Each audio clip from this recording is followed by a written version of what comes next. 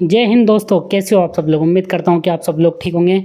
और दोस्तों आज फिर एक नए वीडियो में आप सबका स्वागत है। तो दोस्तों आज के वीडियो में मैं बहुत सारी बातें बताने वाला हूँ आपको कि आप आपके सोलर सिस्टम से मैक्सिमम आउटपुट कैसे ले सकते हैं और किस प्रकार हमें सोलर सेटअप करना है। तो दोस्तों पहली चीज़ है कि यदि आप नया सोलर सिस्टम लेते हैं तो सबसे पहले चाहे चार्ज कंट्रोलर लिया हो आपने या फिर इन्वर्टर लिया हो, सबसे पहले हमें जो पहला काम करना है वो बैटरी के कनेक्शन करने हैं। उसके बाद ही सोलर पैनल हमारे चार्ज कंट्रोलर या इन्वर्टर से करना है। यदि आप ऐसा नहीं करते हो तो हो सकता है कि आपका चार्ज कंट्रोलर और इन्वर्टर ख़राब हो जाए। ये पहला पॉइंट है। दूसरी चीज़ है कि दोस्तों बहुत सारे लोग MPPT सोलर चार्ज कंट्रोलर या MPPT इन्वर्टर ले लेते हैं, बट उसका फ़ायदा उन्हें कब होगा? उसका फ़ायदा दोस्तों तभी होगा जब आप मैक्सिमम VOC तक सोलर पैनल लगाएंगे। मेरे कहने का मतलब ये है कि अगर मान लो आपने पैनल पैरेलल में लगाए तो जैसे सुबह की 6 बजेंगे तो मान लो कम धूप है तो वो जो उसकी मिनिमम रेंज है तो वहाँ तक जब तक वोल्टेज नहीं पहुँचेगा हमारा चार्ज कंट्रोलर काम करना स्टार्ट नहीं करेगा।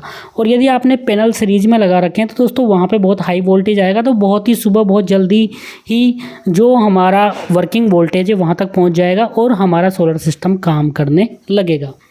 तो दोस्तों यदि आप MPPT सोलर चार्ज कंट्रोलर ले रहे हो तो आपको VOC तक जाना है, मतलब VOC से थोड़ा कम हो वहाँ तक आपको सोलर पैनल सीरीज में कनेक्ट करना है। तीसरा है दोस्तों, बहुत सारे लोग UTL गामा प्लस के रिगार्डिंग डाउट में रहते हैं। यदि आपके पास 2022 से पहले का UTL गामा प्लस है 2022 मॉडल तक तो उसकी VOC 45 है तो वहाँ पे आप 45 से कम VOC वाले सोलर पैनल लगाने हैं। और यदि दोस्तों आपके पास 2022 या 23 मॉडल है 2023 मॉडल तो उसकी VOC है 49.5 वोल्ट, वहाँ पे आप 540 या 550 वाट के सोलर पैनल इजीली यूज़ कर सकते हो। और जिसके पास 2024 मॉडल है उसकी VOC है 53 वोल्ट तो वहाँ पे आप वारी के टॉपकॉन सोलर पैनल या किसी भी कंपनी के जो आपको पसंद है उसके टॉपकॉन सोलर पैनल भी 2 पैनल लगा सकते हो। काम करेंगे इजीली। मैंने काफ़ी प्रैक्टिकल करके देखे UTL गामा प्लस पर, वो काम करते हैं पैनल, वहाँ पे कोई भी दिक्कत नहीं है। बट अभी ये किसी भी व्यक्ति ने प्रैक्टिकल नहीं किया है कि UTL गामा प्लस पर 575 वाट के 2 पैनल लगा के यूट्यूब पे ऐसा वीडियो अवेलेबल नहीं है, बट आप लगा सकते हो। नेक्स्ट चीज़ है कि हमारे सोलर सिस्टम में हम मैक्सिमम आउटपुट कैसे लें। देखिए दोस्तों यदि हम ज़्यादातर लोग ऑफ ग्रिड सोलर सिस्टम लगाते हैं तो हर एक सोलर सिस्टम के अपने अपने एडवांटेज और डिसएडवांटेज होते हैं।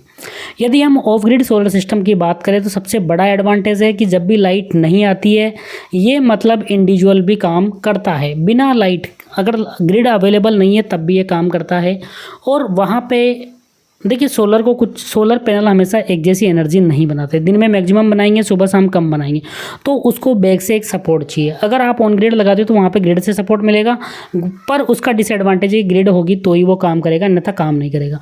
ऑफ ग्रिड में क्या होता है कि जो सुबह शाम कम एनर्जी बनती है उस टाइम उसको सपोर्ट चाहिए, तो उस टाइम सपोर्ट करती है बैटरी।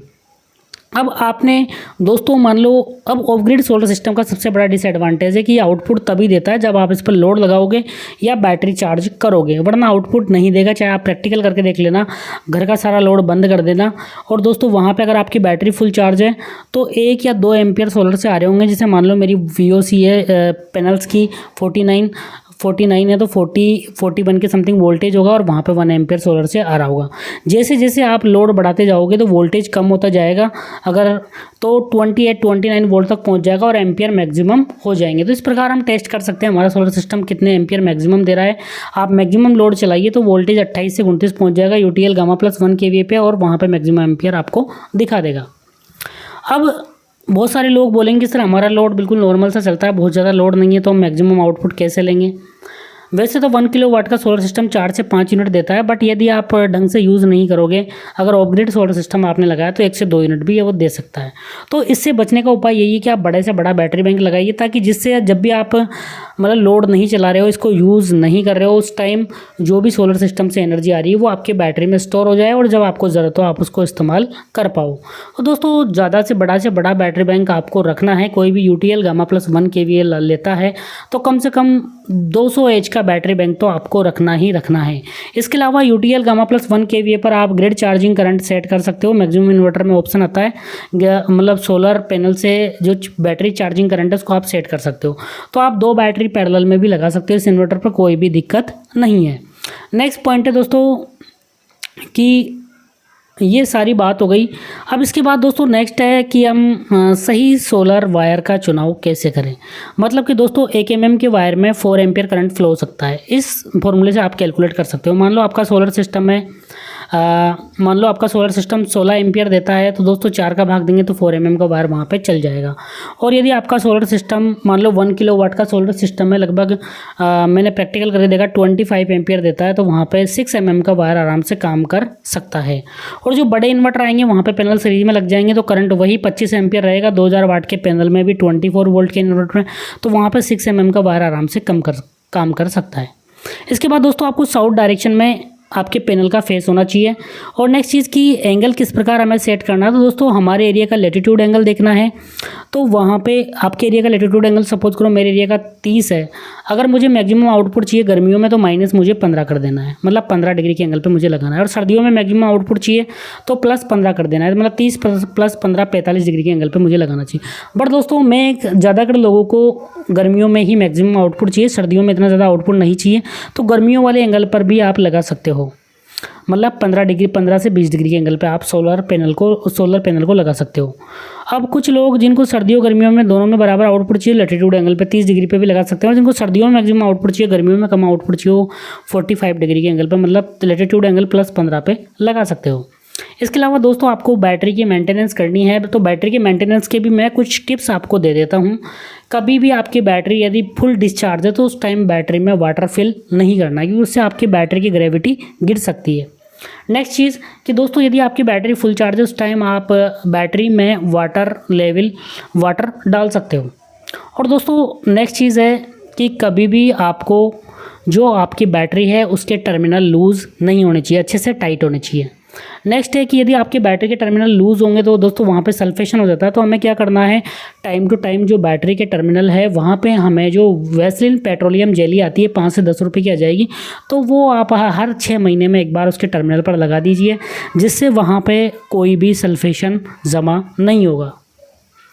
तो और इसके अलावा दोस्तों बैटरी चार्जिंग करंट हमें 10% रखना है। मान लो 150 एच की बैटरी है तो 10 एम्पियर्स 115 एम्पियर चार्ज करना है। 200 एच की है तो 20 एम्पियर से चार्ज करना है, इससे ज़्यादा एम्पियर से चार्ज नहीं करना है, क्योंकि हमारी बैटरी की लाइफ कम हो जाती है। इसके अलावा दोस्तों अगर और हम बात करें तो ये दोस्तों बैटरी की सारी मेंटेनेंस मैंने बता दी। और दोस्तों बैटरी एक बार डिस्चार्ज होने के बाद वापस से इन्वर्टर को ऑन नहीं करना है।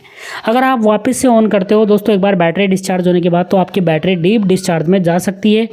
और दोस्तों यदि आप 1 या 2 महीने के लिए कहीं बाहर जा रहे हैं और आपने सोलर सिस्टम नहीं लगा रखा, एक नॉर्मल इन्वर्टर लगा रखा, तो आपको बैटरी का टर्मिनल हटा के जाना चाहिए माइनस वाला। अगर ज़्यादा टाइम के लिए जा रहे हो या फिर आप कनेक्ट भी करके रख सकते हो, कोई दिक्कत नहीं है, ग्रिड से चार्जिंग होती रहेगी। बट बैटरी को बैटरी को यदि आप चार्ज नहीं कर रहे हैं हटा के कहीं नहीं रखना है, क्योंकि बैटरी आपकी डीप डिस्चार्ज में चली जाएगी काफ़ी लंबे टाइम तक रखोगे तो।